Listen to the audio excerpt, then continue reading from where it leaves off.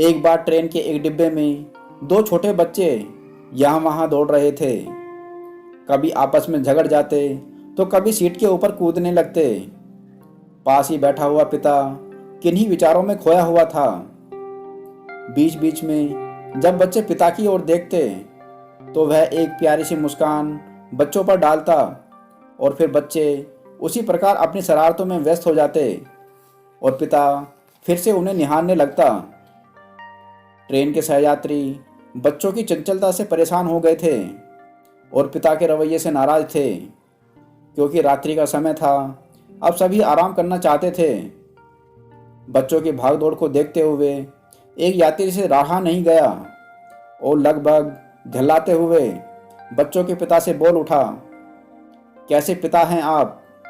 बच्चे इतनी शैतानियां कर रहे हैं और आप उन्हें रोकते टोकते भी नहीं हैं, बल्कि मुस्कुराकर प्रोत्साहन दे रहे हैं।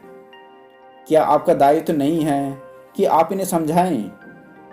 उस सज्जन की शिकायत से अन्य यात्रियों ने राहत की सांस ली कि अब यह व्यक्ति लज्जित होगा और बच्चों को रोकेगा।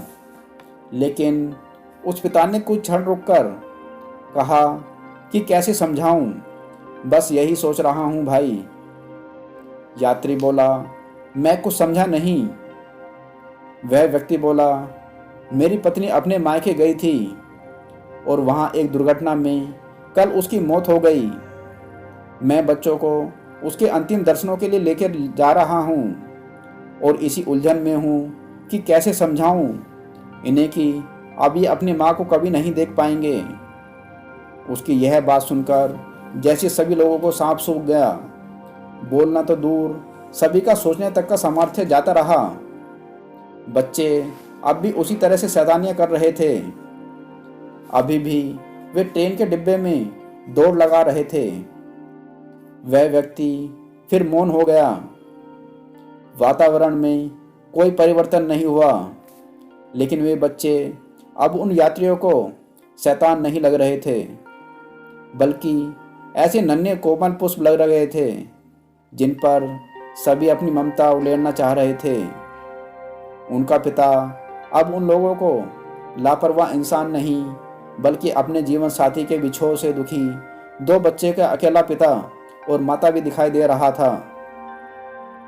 कहने को तो यह एक कहानी है, सत्य या असत्य, लेकिन एक मूल बात यह अनुभूत हुई है कि आखिर क्षण भर में ही इतना परिवर्तन कैसे सभी के व्यवहार में आ गया, क्योंकि उनकी दृष्टि में परिवर्तन आ चुका था।